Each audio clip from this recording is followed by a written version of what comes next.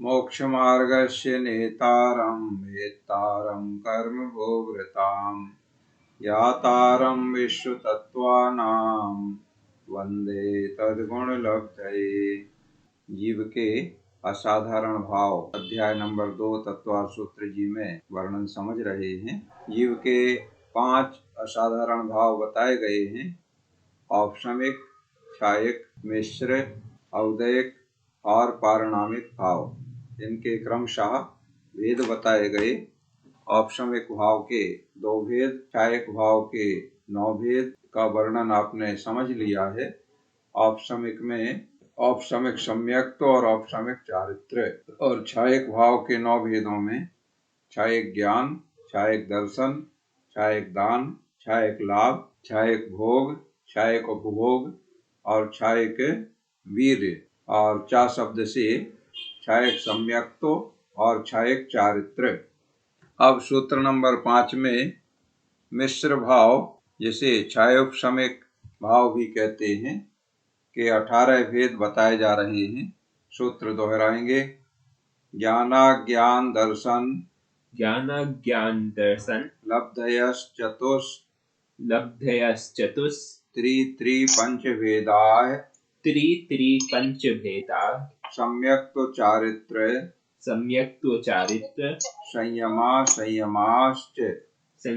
संयमाश्च। क्षायोपशमिक भाव के 18 भेद इसमें बताए गए हैं। क्षायोपशमिक भाव जो कर्म के क्षयोपशम होने पर भाव प्रकट होते हैं, वे क्षायोपशमिक भाव कहलाते हैं। और क्षायोपशमिक भाव के 18 भेद में ज्ञान, अज्ञान, दर्शन, लब्धि, फिर इनके क्रम से उपभेद किए हैं। तो ज्ञान के त्रि माने ज्ञान के 4 भेद, अज्ञान के 3 भेद, दर्शन के 3 भेद और लब्धि के 5 भेद। इस तरह से 4 भेद ज्ञान के कौन से हुए? मति ज्ञान, श्रुत ज्ञान, अवधि ज्ञान और मनःपर्यय ज्ञान। ये चारों ज्ञान क्षायोपशमिक होते हैं। देखो, इसमें केवल ज्ञान नहीं लिया है, केवल ज्ञान को क्षायिक भाव में ले लिया है। केवल ज्ञान क्षायिक भाव है, कर्म का क्षय होने पर प्रकट होता है केवल ज्ञान। जब ज्ञानावरण कर्म का क्षय हो जाता है तब केवल ज्ञान प्रकट होता है। और मति ज्ञान, श्रुत ज्ञान, अवधि ज्ञान और मनःपर्यय ज्ञान, ये 4 ज्ञान क्षायोपशमिक भाव कहलाते हैं। ये ज्ञानावरण कर्म का क्षयोपशम होने पर प्रकट होते हैं। जितना जितना ज्ञानावरण कर्म का क्षयोपशम होता है, मति ज्ञानावरण कर्म के क्षयोपशम से मति ज्ञान होता है। किसी का क्षयोपशम कम होता है, किसी का क्षयोपशम ज्यादा होता है। जिसका क्षयोपशम कम होगा उसको ज्ञान कम होगा, जिसका क्षयोपशम ज्यादा होगा उसका ज्ञान भी ज्यादा होगा। इसी तरह श्रुत ज्ञानावरण कर्म के क्षयोपशम से श्रुत ज्ञान होता है, अवधि ज्ञानावरण कर्म के क्षयोपशम से अवधि ज्ञान होता है, और मनःपर्यय ज्ञानावरण कर्म के क्षयोपशम से मनःपर्यय ज्ञान होता है। इसके बाद है अज्ञान। अज्ञान के 3 भेद। अज्ञान से मतलब मिथ्या ज्ञान यहाँ पर लेना है। तो 3 भेद में कुमति ज्ञान, कुश्रुत ज्ञान और कुअवधि ज्ञान। इस तरह से अज्ञान के बाद अब दर्शन। तो 3 दर्शन लेना है, चक्षु दर्शन, अचक्षु दर्शन और अवधि दर्शन। जो चक्षु इंद्रिय के द्वारा पदार्थों का सामान्य ग्रहण रूप चक्षु दर्शन होता है, और शेष इंद्रियों के द्वारा पदार्थों का सामान्य ग्रहण रूप अचक्षु दर्शन होता है, और अवधि ज्ञान के पहले होने वाला सामान्य ग्रहण अवधि दर्शन होता है। इस तरह ये 3 दर्शन लेना है। देखो, केवल दर्शन को क्षायिक भाव में ले लिया गया है, तो शेष 4 दर्शन होते हैं, तो शेष 3 दर्शन क्षायोपशमिक भाव हो गए। और 3 अज्ञान तो वैसे ही रहेंगे। मति ज्ञानावरण कर्म के क्षयोपशम से कुमति होगा। जो मिथ्या दृष्टि जीव हैं उनका वही ज्ञान कुमति, कुश्रुत और कुअवधि कहलाता है। और सम्यक दृष्टि जीव हैं तो उनका मति ज्ञान, श्रुति ज्ञान, अवधि ज्ञान कहलाता है। क्षयोपशम वही रहेगा ज्ञानावरण कर्म का। और यहाँ दर्शनावरण कर्म के क्षयोपशम से 3 दर्शन होते हैं। इसके बाद है लब्धि। तो 5 लब्धियां क्षयोपशमिक होती हैं और ये 5 लब्धियां क्षयिक भी होती हैं। दोनों प्रकार की होती हैं ये लब्धियां। अंतराय कर्म का क्षयोपशम होने से ये क्षयोपशमिक लब्धियां होती हैं और अंतराय कर्म का क्षय हो जाने से यही 5 लब्धियां क्षयिक लब्धियां कहलाती हैं। तो क्षयोपशमिक का मतलब होता है कि अभी पूर्ण रूप से नहीं है। जैसे केवल ज्ञान पूर्ण ज्ञान है और मति ज्ञान, श्रुत ज्ञान, अवधि ज्ञान, मनःपर्यय ज्ञान ये पूर्ण ज्ञान नहीं है। इसी तरह से ये लब्धियां जब अंतराय कर्म का क्षय हो जाता है तो क्षयिक लब्धियां कहलाती हैं। तो क्षयिक भाव के भेदों में भी इनके नाम आए हैं और यहाँ क्षयोपशमिक में भी इनके नाम आए हैं। तो ये 5 जो अंतराय हैं जिनके क्षयोपशम से लब्धियां होती हैं तो वही नाम वही रहेंगे। क्षयोपशमिक दान, यहाँ क्षयोपशमिक शब्द का प्रयोग करेंगे और वहाँ क्षयिक भाव के भेदों में इन्हीं के लिए हमने क्षयिक दान, क्षयिक लाभ ऐसे बोला था। यहाँ पर क्षयोपशमिक भाव के भेदों में क्षयोपशमिक दान, क्षयोपशमिक लाभ, क्षयोपशमिक भोग, क्षयोपशमिक उपभोग और क्षयोपशमिक वीर्य, ये 5 लब्धियां। इस तरह से गिनती कर लें हम, 4 ज्ञान, 3 अज्ञान तो 7 हो गए, 3 दर्शन तो 10 हो गए, 5 लब्धियां तो 15 वेद हो गए और 18 होना है, 3 और बचे अभी। तो सूत्र में आगे कह रहे हैं सम्यक्तो चारित्र संयमा संयमाश्च। क्षयोपशमिक शब्द इनमें साथ में लगाएंगे तो क्षयोपशमिक सम्यक्तो, फिर क्षयोपशमिक चारित्र और अंतिम है क्षयोपशमिक संयमा संयम। माने संयमा संयम जो भाव है वो भी क्षयोपशमिक भाव होता है। इस तरह से 18 भेद क्षयोपशमिक भाव, इसी को मिश्र भाव भी कहते हैं, इसके हो जाते हैं। देखो यहाँ पर 3 भावों की बात पूरी हो गई। औपशमिक भाव में औपशमिक सम्यक, औपशमिक चारित्र। देखो सम्यक तो और चारित्र ये औपशमिक में भी हैं और क्षयिक में भी हैं। क्षयिक सम्यक तो क्षयिक चारित्र और क्षयोपशमिक में भी है, क्षयोपशमिक सम्यक और क्षयोपशमिक चारित्र। मतलब ये सम्यक तो जिसे सम्यक दर्शन भी कहते हैं ये औपशमिक भी होता है, क्षयिक भी होता है और क्षयोपशमिक भी होता है। इसी तरह से चारित्र औपशमिक भी होता है, क्षयिक भी होता है और क्षयोपशमिक भी होता है। और कैसे होते हैं ये? देखो वही कर्म के उपशम से औपशमिक भाव होता है, कर्म के क्षय से क्षयिक भाव होता है और कर्म के क्षयोपशम से ये कर्म की अवस्थाएं हैं। उपशम होना कर्म का क्षय होना और कर्म का क्षयोपशमिक अवस्था होना। इस तरह की अवस्था में कुछ अंशों में क्षय होता है, कुछ अंशों में उपशम होता है। ऐसा मिला हुआ जो रूप होता है वो क्षयोपशम होता है, इसीलिए इसे मिश्र भी कहते हैं, माने दोनों का मिला हुआ रूप है। इस तरह से क्षयोपशमिक भाव के 18 भेदों का वर्णन यहाँ पूरा हुआ। अब सूत्र नंबर 6 में औदयिक भाव के 21 भेद बताए जा रहे हैं। सूत्र दोहराएंगे। गति कसाय, गति कसाय, लिंग लिंग, मिथ्या दर्शना ज्ञाना संयता, मिथ्या दर्शना ज्ञाना संयता, सिद्ध लेस्यास, सिद्ध लेस्यास, चतुष चतुष चतुस चतुस, त्रये कैक त्रये कैक, षड्भेदाः, षड्भेदाः, गति कसाय लिंग, गति कसाय लिंग, मिथ्या दर्शना ज्ञाना संयता, मिथ्या दर्शना ज्ञाना संयता, सिद्ध लेस्यास, सिद्ध लेस्यास, चतुष चतुष चतुस् त्रये कैकैकैक त्रये कैकैकैक षड्भेदाः। षड्भेदाः। देखो औदयक भाव के भेद चल रहे हैं। औदयक का अर्थ बताया गया था वे भाव जो कर्म के उदय में होते हैं। देखो कर्म की ये चौथी अवस्था की बात आ गई। पहली अवस्था में कर्म के उपशम में औपशमिक भाव, दूसरी अवस्था कर्म के क्षय होने पर क्षयक भाव, तीसरी अवस्था कर्म का क्षय उपशम होने पर क्षयोपशमिक भाव, और चौथी अवस्था है ये कर्म के उदय में। कर्म का उदय आया तो कर्म के उदय में क्या होता है, कर्म अपना फल देता है। उदय जब आता है तो कर्म अपना फल देता है। तो कर्म के उदय में ये 21 भाव होते हैं।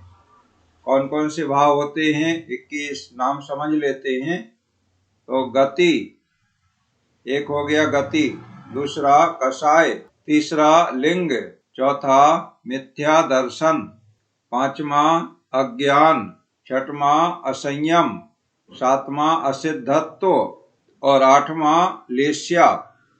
ये 8 नाम इसमें बताए गए हैं इस सूत्र में। फिर उसके आगे इनकी गिनती बताई गई है। तो गिनती इसी क्रम में हम लगा लेंगे। सूत्र का अर्थ कैसे निकालना है ये हम आपको बता रहे हैं।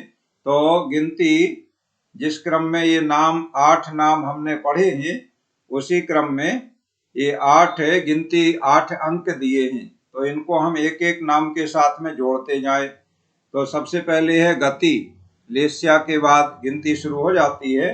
तो चतुष माने 4, अर्थात 4 गतियां। देखो 4 गति तो जानते हैं सभी, नरक गति, त्रियंच गति, मनुष्य गति और देव गति। तो ये 4 गति कैसे होती हैं, ये नरक गति का जीव है, ये त्रियंच गति का जीव है, ये हम मनुष्य गति के जीव हैं, ये देव गति के जीव हैं। तो ये गति नाम कर्म के उदय से होती हैं। उदय में, कर्म के उदय में जो भाव होते हैं उसे औदयक भाव कहते हैं।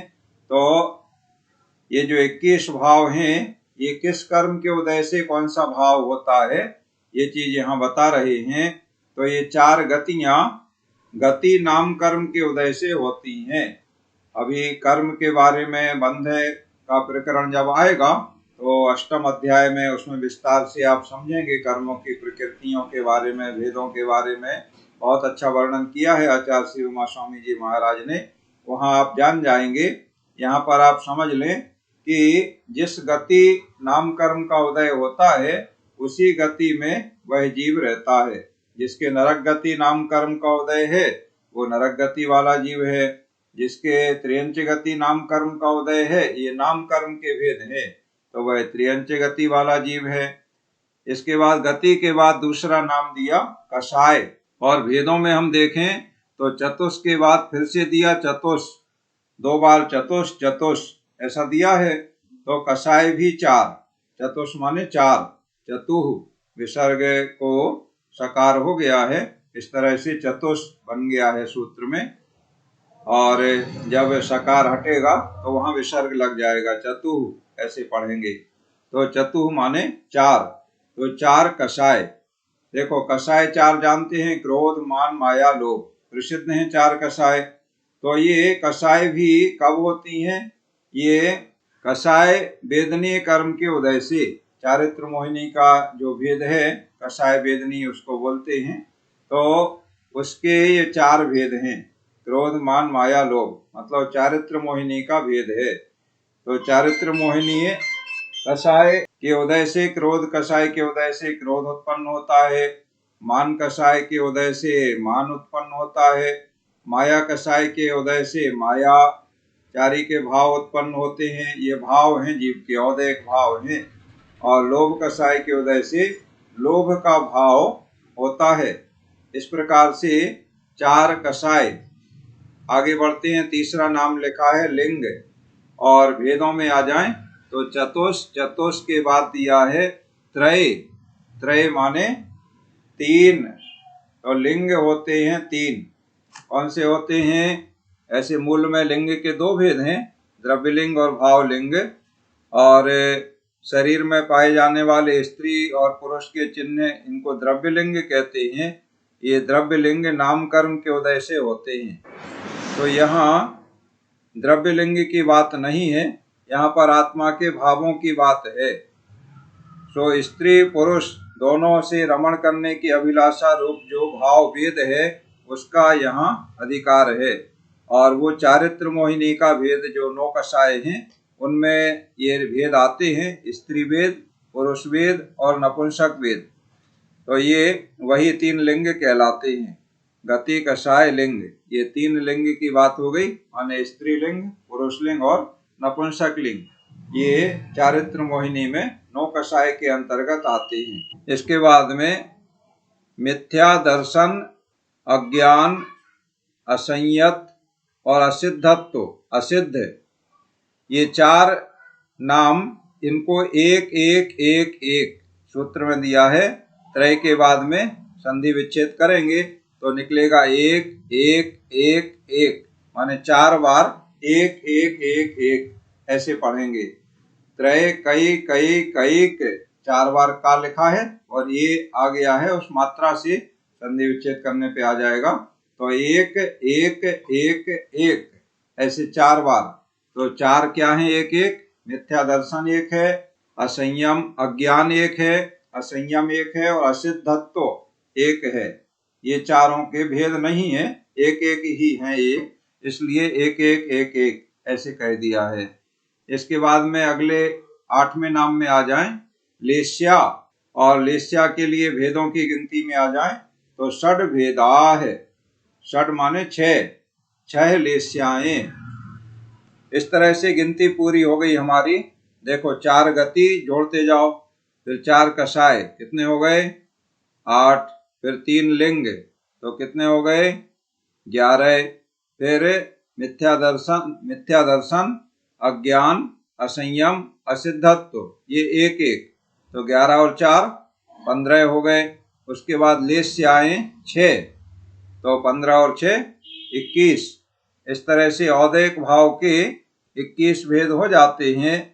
और लेस्याएं जो हैं 6 भेद, कृष्ण, नील, कापोत, पीत, पद्म और शुक्ल, ये लेस्याओं के नाम हैं। ऐसे मूल में लेस्या 2 प्रकार की होती है, एक द्रव्य लेस्या होती है, दूसरी भाव लेस्या होती है। जीव के भावों की जहाँ पर बात करते हैं तो वो भावलेस्या कहलाती हैं। और द्रव्यलेस्या से प्रयोजन होता है शरीर के रंग से, रंग जो वर्ण होता है वो द्रव्यलेस्या कहलाता है। और भाव लेस्या जीव के भावों से संबंध है इसका होता है। और लेस्या कहते किसे हैं? भावों के अनुसार तो कषाय के उदय से रंजित जो मन, वचन और काय की प्रवृत्ति होती है उसे भावलेस्या कहते हैं। माने कषाय का उदय भी है, और कषाय के उदय में मन की प्रवृत्ति कैसी है, वचन की प्रवृत्ति कैसी है और काया की प्रवृत्ति कैसी है, वो भावलेस्या कहलाती है। वो परिणाम जीव के कषाय से मिश्रित होते हैं, वो है भावलेस्या। तो ये 6 लेस्याओं का बहुत अच्छा उदाहरण हमारे यहाँ शास्त्रों में मिलता है। कई जगह मंदिरों में आपने चित्र बने देखे होंगे, कृष्ण, नील, कापोत, पीत, पद्म और शुक्ल लेस्या का। उस चित्र में ये लेस्या दर्शन के नाम से षट लेस्या दर्शन ऐसा ऊपर हेडिंग लिखी रहती है। और एक वृक्ष उसमें बना होता है जिसमें फल लगे हुए हैं और कुछ फल जमीन पर नीचे गिरे हुए पड़े हुए दिखाई देते हैं। और उस वृक्ष पर 5 व्यक्ति उस वृक्ष के ऊपर रहते हैं, माने वृक्ष से उनका संबंध रहता है, और एक व्यक्ति वृक्ष के नीचे जमीन पर होता है। ऐसे 4 व्यक्ति वृक्ष के ऊपर होते हैं, 2 जमीन पर होते हैं। तो पहला जो जमीन पर होता है वो वृक्ष को मूल से ही जड़ मूल सहित पूरा उखाड़ना चाहता है। तो ऐसे जिसके परिणाम होते हैं, माने ये सब 6 व्यक्ति जो हैं ये फल खाना चाहते हैं उस वृक्ष के, उन्हें भूख लगी है और वो फल खा करके अपनी भूख मिटाना चाहते हैं। तो वो क्या कर रहे हैं? एक व्यक्ति, मैं तो इस वृक्ष को जड़ से ही उखाड़ूंगा, ऐसे भाव उसके हो रहे हैं। तो वो कृष्ण लेस्या वाले भाव हैं, सबसे खराब। दूसरा व्यक्ति थोड़ा ऊपर उसके जो तना है मोटा वाला, वहां से उस वृक्ष को काटना चाहता है, तो उसका भी भाव वही है कि यहाँ से हम वृक्ष को काटेंगे और उसके सारे फल हम खाएंगे या हम उसको ग्रहण करेंगे, हम ले जाएंगे, इस तरह का भाव है। तो नीललेस्या वाला। इसके बाद में तीसरा व्यक्ति है, वो वृक्ष पर चढ़ करके वृक्ष की शाखाओं को काट रहा है। तो वह पूरे मोटे तने को नहीं काट रहा है, वो सोचता है यहाँ तने से काटने से क्या फायदा, ऊपर से हम डालों डालों को काटते हैं ऐसे। तो उसके भाव तीसरी लेस्या कापोत लेस्या वाले हैं। और ये क्रमशः भावों की विशुद्धि बढ़ती जा रही है। इसके बाद पीतलेस्या वाले भाव जिसके हैं, तो वह सोच रहा है कि हम डालों को क्यों काटें, हम तो सारे फल तोड़ लेते हैं, तो डालों को काटने की जरूरत नहीं पड़ेगी, तो वो सारे फलों को तोड़ रहा है। तो ये पीतलेस्या वाले भाव हैं। इसके बाद पांचवा व्यक्ति, उसके भाव हैं कि खाना है हमें फलों को, कच्चे फल हम क्यों तोड़ें, हम तो पके पके फल चुन लेते हैं, उनको खा के हमारा काम चल जाएगा। तो वह पके पके फल जो काले काले जामुन हैं उनको तोड़ रहा है और हरे हरे लगे हैं उनको छोड़ देता है। ये पद्मलेस्या वाला है। और अंतिम शुक्ल लेस्या वाला सबसे विशुद्ध भाव जिसके हैं, वह है वृक्ष के नीचे शांति से बैठा हुआ है और विचार कर रहा है कि जो फल अपने आप स्वभाव से पक करके टपक गए हैं नीचे या टपक रहे हैं, उनको हम चुन लेंगे जमीन से और उनको साफ करके धो के शुद्ध फल हम खा के अपनी क्षुधा शांत कर लेंगे। तो ये बहुत ही संतोषी जीव है और ये सबसे अच्छे भाव इसके हैं। ये शुक्ल लेस्या वाला जीव है। इस तरह से 6 लेस्याओं को इस उदाहरण के द्वारा समझा दिया जाता है। इस तरह से जीव के औदयिक भावों की बात यहाँ पूरी हो गई। 21 भाव औदयिक भाव होते हैं। और अब सूत्र नंबर 7 में पारणामिक भाव के बारे में बता रहे हैं। सूत्र दोहराएंगे। जीव भव्या जीव भव्या भव्यत्वानि च भव्यत्वानि च जीव भव्या भव्यत्वानि च जीव भव्या भव्यत्वानि च। हाँ, देखो अपने प्रारंभ में बताया था कि ये पारणामिक भाव क्या कहलाते हैं।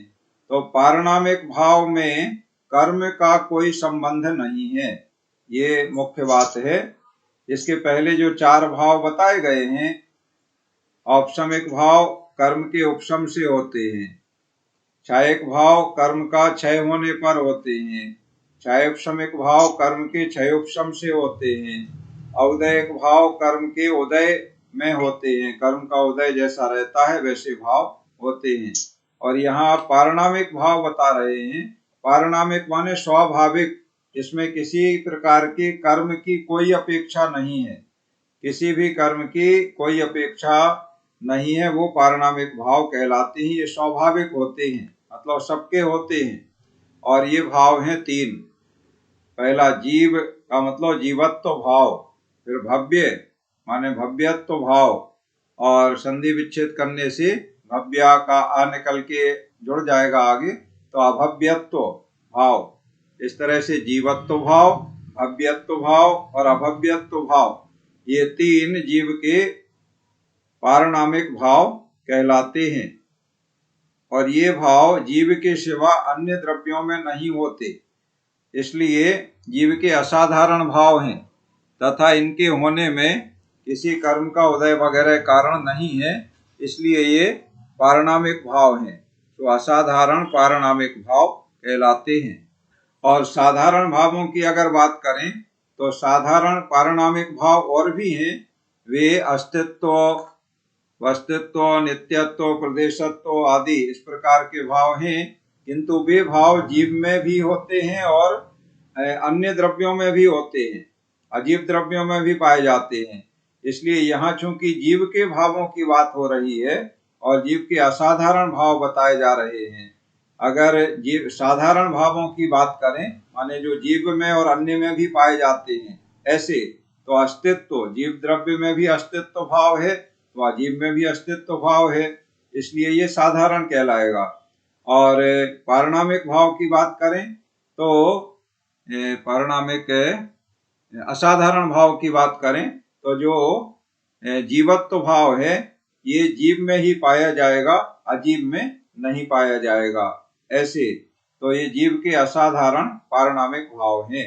जीवत्व का मतलब जो अपने प्राणों से जीता है वो जीवत्व भाव वाला है, या चैतन्य लक्षण से युक्त संसारी जीव प्राणों से जीते हैं और मुक्त जीव प्राणों से नहीं जीते हैं।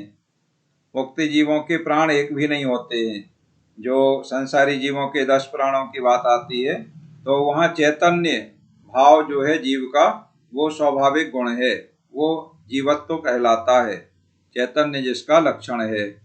दूसरा भव्यत्व भाव है, तो भव्यत्व माने भव्य जीव। 2 प्रकार के ये भव्य और अभव्य एक दूसरे के विपरीत होते हैं। तो भव्य वे कहलाते हैं जिन जीवों में सम्यक दर्शन आदि परिणामों के होने की योग्यता है, वे भव्य कहलाते हैं, भव्यत्व भाव है उनमें। और जिनमें वैसी योग्यता नहीं है अर्थात जिनको सम्यक दर्शन प्राप्त कभी नहीं होगा, वे हमेशा मिथ्या दृष्टि रहेंगे, वे जीव अभव्य कहलाते हैं और उनका ये भाव अभव्यत्व भाव कहलाता है। और ये भव्यत्व होना और अभव्यत्व होना ये किसी कर्म के अधीन नहीं है, ये स्वाभाविक रूप से होता है। माने जो भव्य जीव है वो सदा भव्य रहेगा, जो अभव्य जीव है वो सदा अभव्य रहेगा, संसार में रहेगा जब तक। और भव्य जीव मोक्ष चला जाएगा, अभव्य जीव कभी मुक्त नहीं होगा। जब उसे सम्यक दर्शन ही कभी नहीं होगा तो मोक्ष जाने की तो बात ही अलग है, क्योंकि सम्यक दर्शन तो पहली सीढ़ी है मोक्ष की। इस प्रकार से ये भाव कैसे होते हैं, जैसे मूंग वगैरह जो ये होते हैं ना दलहन, तो उसमें कोई ऐसा दाना होता है मूंग में जो कभी पकता नहीं है, जिससे कंडवा कड़वा ऐसा कुछ उसको बोलते हैं। अन्य और भी जो अनाज हैं उनमें ऐसे कुछ दाने होते हैं। अन्य जीव तो सीझ जाते हैं, पक जाते हैं, लेकिन एक दाना ऐसा होता है जो कभी पकता नहीं है। कितनी भी तेज गर्म पानी में उबाला जाए उसको, लेकिन वो बिल्कुल नहीं पकेगा, कंकड़ जैसा वो बिल्कुल बना रहेगा, पत्थर के टुकड़े जैसा। तो ऐसे ही अभव्यत्व भाव जिनमें होता है उनको कभी सम्यक दर्शन की प्राप्ति रूप उनके भाव कभी नहीं होते हैं। उनकी 5 लब्धियां कभी पूर्ण नहीं होती हैं, तो उनको सम्यक दर्शन की प्राप्ति नहीं होती है। करण लब्धि की प्राप्ति उनको नहीं होती है, काल लब्धि भी इसको कहना चाहिए। और बाकी 4 लब्धियां हो जाती हैं, लेकिन 4 लब्धियों से सम्यक दर्शन की प्राप्ति नहीं होती है। इस तरह से जीव के औपशमिक आदि 5 भावों का वर्णन यहाँ पूरा हुआ। और अब आगे जीव के बारे में और वर्णन किया जाएगा, जीव का लक्षण क्या है, जीव के भेद वगैरह बताए जाएंगे, उसे हम आगे लेंगे। चलो, इस प्रकार आज की क्लास पूर्ण होती है। जय जिनेन्द्र, नमो अरिहंताणम।